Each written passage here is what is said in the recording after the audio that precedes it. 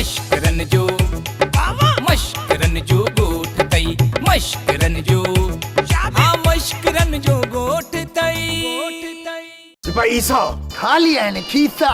शीशा साहब शीशा काॾे कंदो अरे ईसा ईसा हिनखे कननि में घड़ी ॿुधा त मां ईसो चयो शीशो न आहे चयो अरे तू हिकिड़ो कमु कर ज़हर खाई मरी वञा न मुंहिंजी भेण अल्लाह साईं तोखे वॾी ॼमार ॾे 10-15 ॿारनि जी माउ थियई हाँ 10-15 थोरा आहिनि त भला दुआ खे अञा वधायां थी नाराज़ न थी